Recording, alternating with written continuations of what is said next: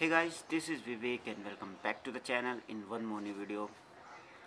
तो guys last video में मैंने अपनी एंटॉर्क का माइलेज टेस्ट रन किया था, जिसमें कि मेरी एंटॉर्क ने काफ़ी अच्छा माइलेज दिया था। तो उस वीडियो में एक भाई का कमेंट आया है, भाई की आईडी है ये PK Farm 628। तो इन्होंने लिखा है टोटली फेक, और साथ में ये भी लिखा है कि मेरी वाली तो 35 देती। तो गाइस आज का जो वीडियो है वो इसी टॉपिक पे होने वाला है। तो लास्ट वीडियो में मैंने अपनी एंटॉर्क को टोटल 118 किलोमीटर रन किया था, जिसमें कि 30% मेरा हिल प्लस सिटी था और बाकी 70% मैंने हाईवे कवर किया था। और ये आप देख सकते हैं, जो ये माइलेज मैंने निकाला था ये टैंक टू टैंक बेस पे निकाला था, जिस पे कि मुझे 57 का माइलेज मिला था। तो वैसे ये मैंने कोई पहली बार नहीं निकाला है, मैं अक्सर अपनी एंटॉर्क का टैंक फुल करता हूँ, उसके बाद ट्रिप को रीसेट करता हूँ और जैसे ही फ्यूल मिनिमम होता है तो फिर से टैंक फुल करता हूँ, उस बेसिस पे मैं माइलेज निकालता हूँ। और गाइस मैं बता दूँ कि अगर मैं अपनी एंटॉर्क से 100% सिटी राइड करता हूँ, जो कि मैं मैक्सिमम करता हूँ, क्योंकि मैं सुबह ऑफिस जाता हूँ 10 बजे और 5 बजे वापस आना होता है। तो जो ये टाइम है ये ट्रैफिक का पीक टाइम है, हैवी ट्रैफिक का। तो इसमें मेरी जो एंटॉर्क है वो मुझे 42 से लेके 45 किलोमीटर पर लीटर का एवरेज देती है। अगर मैं लॉन्ग राइड करता हूँ तो हमेशा मुझे 55 प्लस एवरेज ही मिला है। तो गाइस ऐसा क्यों कि मेरी एंटॉर्क तो काफ़ी अच्छा माइलेज दे रही है, लेकिन जैसे भाई ने बताया कि 35 का माइलेज मिल रहा है, जो कि बहुत कम है। तो इसके कुछ कारण हो सकते हैं जिनको मैं आज आपके साथ शेयर करने वाला हूँ। जब भी आप नया व्हीकल परचेज़ करते हैं तो उसका जो कंपनी मैनुअल होता है उसे ज़रूर डाउनलोड करें, क्योंकि जो वो मैनुअल होता है उसमें उस व्हीकल की सारी जानकारी होती है, और जिससे आप अपने व्हीकल को टाइमली मेंटेन कर सकते हैं और आपको अपने व्हीकल के बारे में ज़्यादा से ज़्यादा पता चलता है।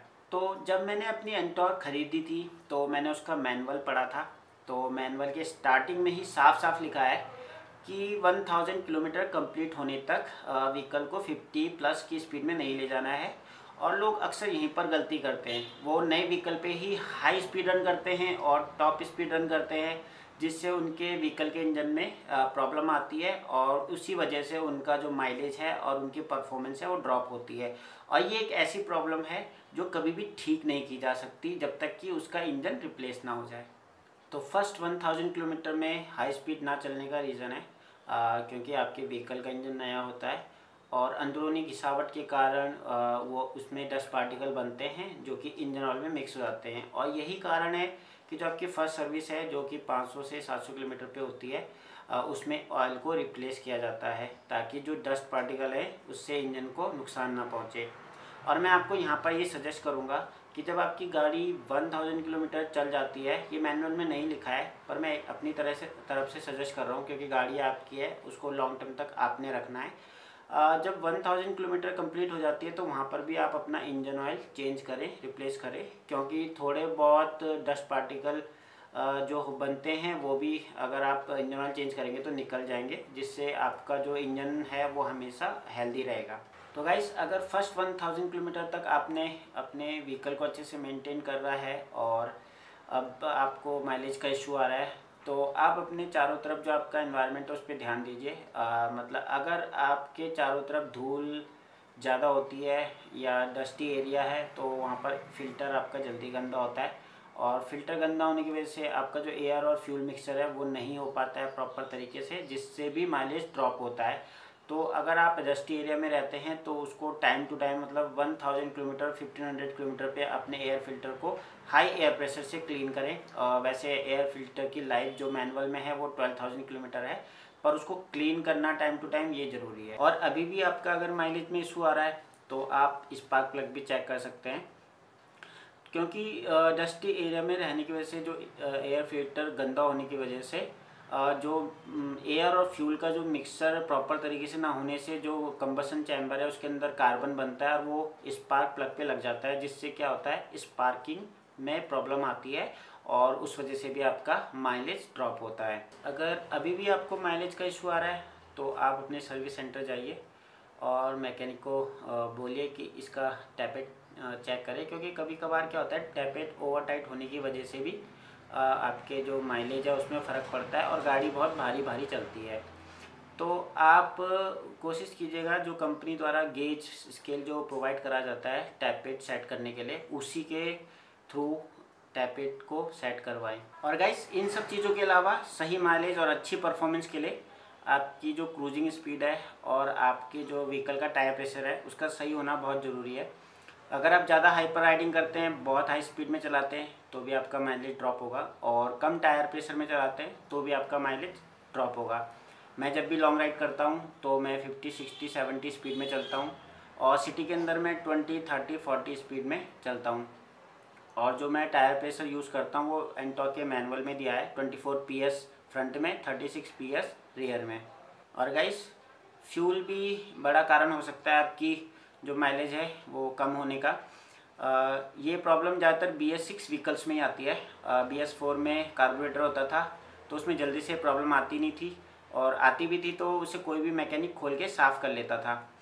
लेकिन BS6 में आपका थ्रॉटल बॉडी होती है तो उसे सर्विस सेंटर वाले भी जल्दी से खोलते नहीं हैं, इतना रिस्क वो भी नहीं लेते हैं क्योंकि वो काफ़ी महंगी पड़ती है, उसके अंदर सेंसर होते हैं। तो अगर आप गंदा फ्यूल यूज़ कर रहे हैं तो उसका डस्ट थ्रॉटल बॉडी में लग जाता है, जिससे सही से फ्यूल प्रेशर नहीं जाता है और आपको माइलेज ड्रॉप मिलता है।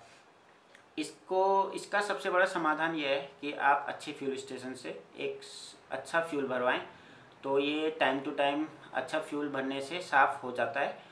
अब कैसे पता करें कि किसका फ्यूल गंदा है, किसका फ्यूल अच्छा है? तो उसका एक सिंपल सा फंडा है। आप अपनी गाड़ी को या एक पर्टिकुलर स्पीड पे चलाएं, पहले 25 पे चलाइए, फिर 30 पे चलाइए, 35 पे चलाइए थोड़ी देर तक, या 40 पे चलाइए, फिर उसके बाद 45 पे चलाइए, फिर ऐसे करके आप 50, 55, 60, 65, 70, 75 पे चलाइए। अगर आपको थोड़ी देर तक क्रूज करने के बीच में झटका फील हो रहा है तो इसका मतलब डस्ट आ चुकी है थ्रॉटल बॉडी में, जिससे आपकी परफॉर्मेंस और माइलेज दोनों ड्रॉप हो रहा है। तो आप एक अच्छा फ्यूल भरवाइए अपनी व्हीकल को, ख़ास तौर से BS6 में तो मैं कहूँगा ये मैंडेटरी है, साफ़ सुथरा फ्यूल भरना बहुत ज़रूरी है। और गाइस जितने भी आपके BS6 फेज़ 2 वाले यानी कि E20 वेरिएंट वाले व्हीकल हैं उसमें आप E20 और E10 दोनों ही फ्यूल यूज़ कर सकते हैं, लेकिन जितने भी आपके नॉन E20 वेरिएंट वाले व्हीकल हैं उसमें आप केवल E10 फ्यूल यूज़ कीजिए। 1 अप्रैल 2023 से पहले जितने भी व्हीकल रजिस्टर्ड हुए हैं वो सब आपका E10 फ्यूल सपोर्ट करते हैं, चाहे वो BS6 फेज़ 1 हो, चाहे वो BS4 हो, चाहे वो BS3 हो। आपके व्हीकल की इंजन की हेल्थ के लिए मैं एक सजेशन देना चाहूँगा। आप अपने व्हीकल को जब भी सुबह सुबह फर्स्ट स्टार्ट करते हैं तो उसे तुरंत ना चलाएं, 30 से 40 सेकेंड इंजन को वार्म अप होने दें ताकि जो इंजन ऑयल है वो इंजन में सारी जगह पहुंच जाए अच्छी तरह से। उसके बाद अपने व्हीकल को चलाएं। ख़ास तौर से BS6 व्हीकल यूज़र्स के लिए एक सजेशन और है, जब भी आप अपने व्हीकल का इग्निशन ऑन करते हैं तो उसे तुरंत स्टार्ट ना करें, सारे सेंसर्स को ऑन होने दें। किल स्विच ऑन करने पे फ्यूल पंप स्टार्ट होता है, तो ये सब चीज़ें जब तक ऑन नहीं हो जाती है तब तक अपने व्हीकल को स्टार्ट ना करें। इन सब चीज़ों को फॉलो करने के बाद भी आपका व्हीकल माइलेज नहीं दे रहा है या परफॉर्मेंस ड्रॉप हो रही है तो आपके व्हीकल में मैन्युफैक्चरिंग डिफेक्ट हो सकता है। तो आप सर्विस सेंटर जाइए और शिकायत कीजिए कि ऐसी ऐसी प्रॉब्लम है, क्योंकि नई व्हीकल पे आपकी जो इंजन पे जो वारंटी होती है वो 50,000 किलोमीटर की होती है 5 साल तक, और 1 साल की आपकी जो इलेक्ट्रॉनिक्स पार्ट होते हैं उसकी होती है, जो कि अगले साल AMC अगर आप कराते हैं तो वो भी 1 साल और बढ़ जाती है। तो आज की वीडियो में इतना ही, मिलते हैं नेक्स्ट वीडियो में, तब तक के लिए जय हिंद जय भारत।